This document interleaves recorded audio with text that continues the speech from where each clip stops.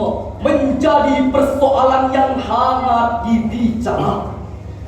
Stigma negatif anti NKRI dan anti kebinekaan kepada sekelompok umat Islam menjadi isu yang diperdebatkan. Masing-masing kelompok mendeklarasikan dirinya sebagai kelompok yang paling nasionalis. Sementara kelompok lain yang dituduh berusaha untuk menepis. Ada yang bersuara lantang menyuarakan NKRI harga mati. Sementara kelompok yang dituduh tidak NKRI menyatakan bahwa NKRI adalah milik kami. Komitmen kebangsaan sudah ada sejak dulu, ditanamkan dalam hati sanubari warga negara sebagai sikap pembelaan. Cinta tanah air menjadi doktrin kebangsaan yang tidak dapat dielakkan dalam tatanan kehidupan. Satu nusa, satu bangsa, satu bahasa Indonesia. Nasionalisme hendaknya dijadikan sarana untuk menciptakan persatuan bangsa, bukan menjadi isu membuat kita pecah dan tidak bertenggang rasa, membuat kita terjebak di ambang bencana. Padahal Islam sejak 14 abad silam telah membangun peradaban dunia atas dasar persaudaraan sesama manusia tanpa memandang ras dan agama. Bagaimana konsep nasionalisme dalam Islam? Untuk menjawabnya, izinkan kami menyampaikan syarahan Al-Quran dengan judul Persatuan dan Kesatuan Nasionalisme dalam Konsep Islam. Sebagai juga syarahan, mari kita hayati firman Allah dalam Al-Quran surah Al-Mumtahanah ayat 8 yang berbunyi,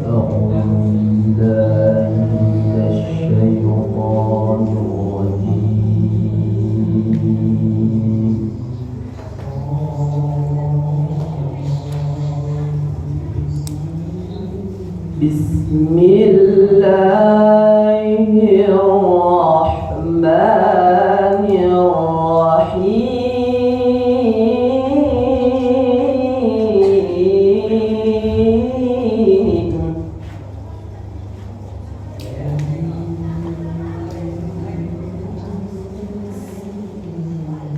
لا ينهاكم الله عن الذين لم يقاتلوكم في الدين ولم يخرجوكم من دياركم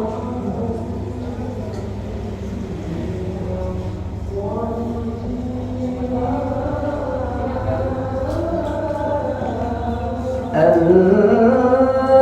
تبروا وتقسطوا إليهم إن الله يحب المقسطين.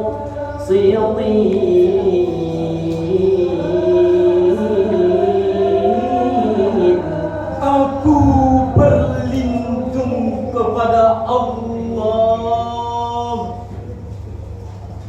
dari usikan syaitan yang terkutuk dengan menyebut nama Allah.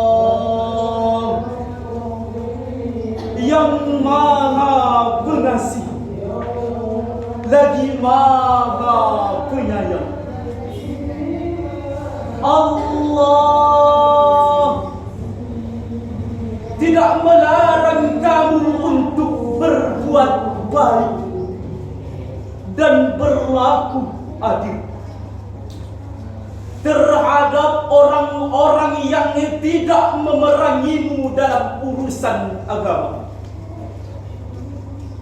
dan tidak mengusirmu dari kampung halamanmu.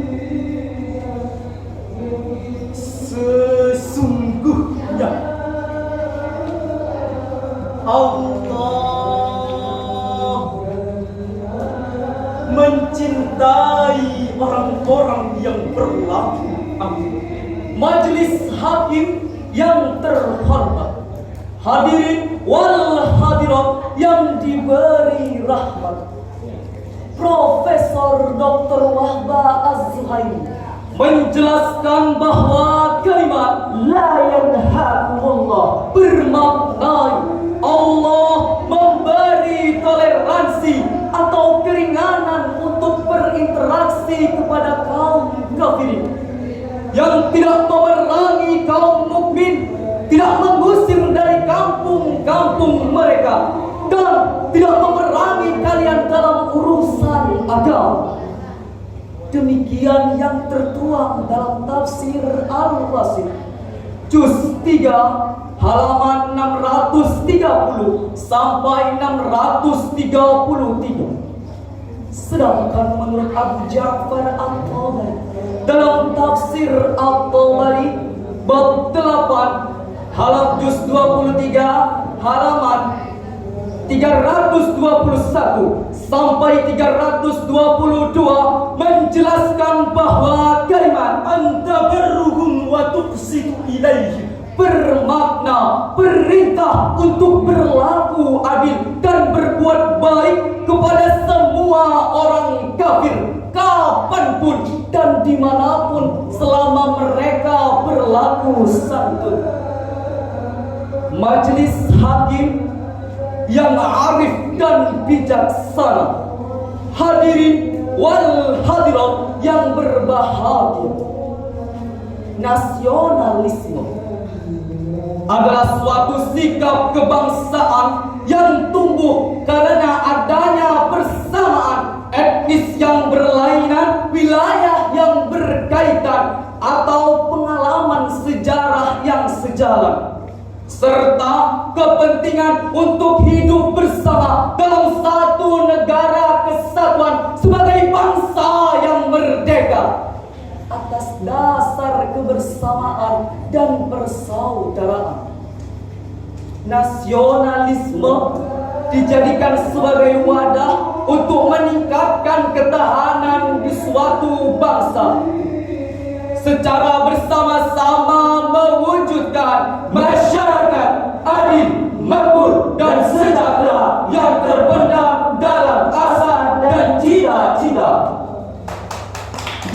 Saudara, isu anti NKRI dan anti kebinekaan pada saat ini muncul karena persoalan politik dan sosial yang amburadul merambat ke persoalan lain yang timbul. Kita seperti bercerai-berai dan merasa terpukul, sehingga rasa cinta tanah air pun semakin tumpul.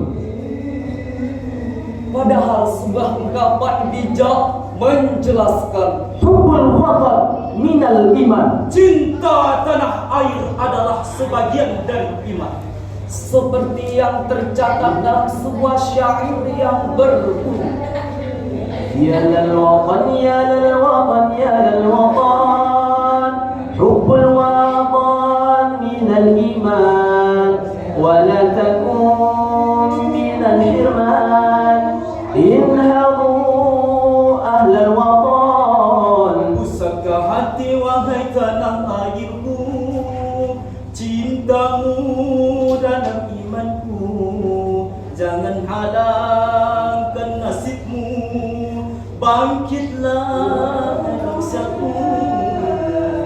Indonesia negeriku,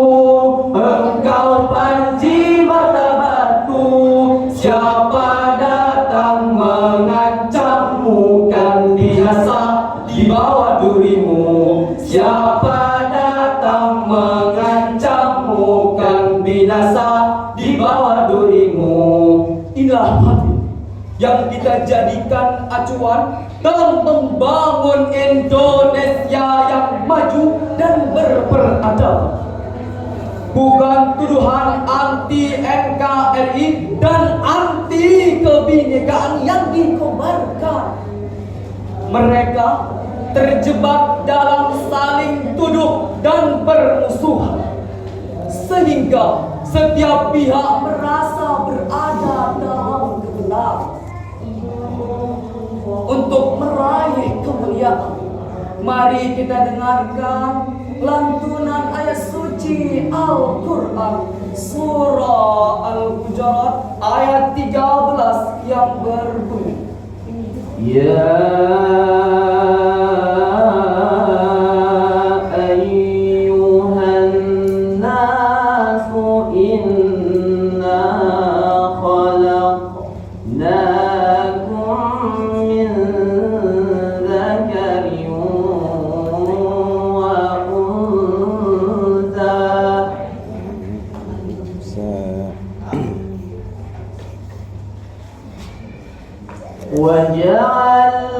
وجعلناكم شعوبا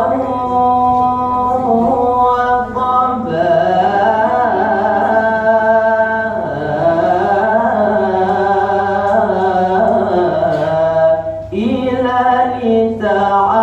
لتعارفوا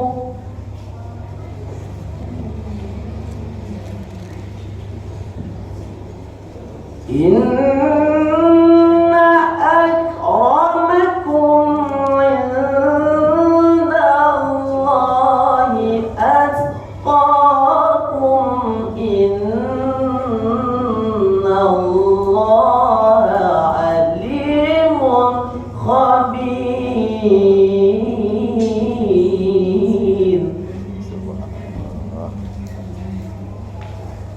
إن الله عليم خبير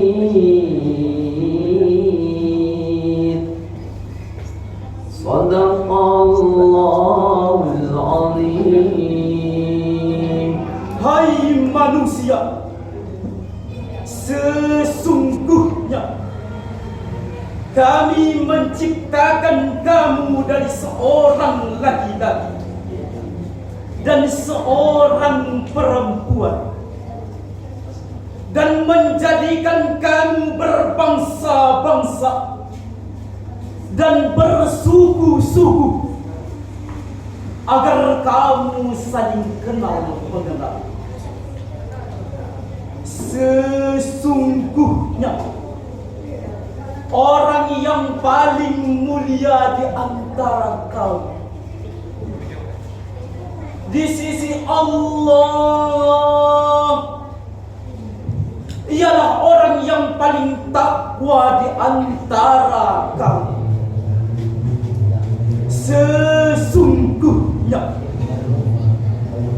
Allah Maha mengetahui lagi Maha mengenal. Maha benar Allah yang Maha Agung dengan segala firman-Nya. Ma'asyiral muslimin rahimakumullah. Secara eksplisit Profesor Dr. Wahba Az-Zuhaili menguraikan makna syu'uba adalah bangsa-bangsa yang berkarakter kemanusiaan humanistik. Adapun kalimat wa qabaila bermakna Allah menciptakan kalian semua dari satu keturunan, dari satu jiwa, yakni Adam dan Hawa. Maka janganlah membanggakan nasab atau garis keturunan, sebab pada esensinya semua manusia adalah setara.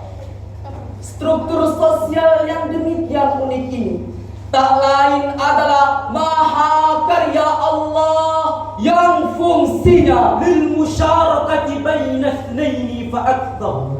Bukankah pepatah mengatakan, tak kenal maka tak sayang, tak sayang maka tak cinta. Bersama kita jaya, berseteru kita binasa.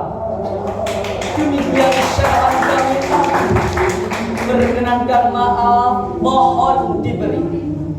Kalaulah ada sumur di ladang, bolehlah kita menumpang mandi.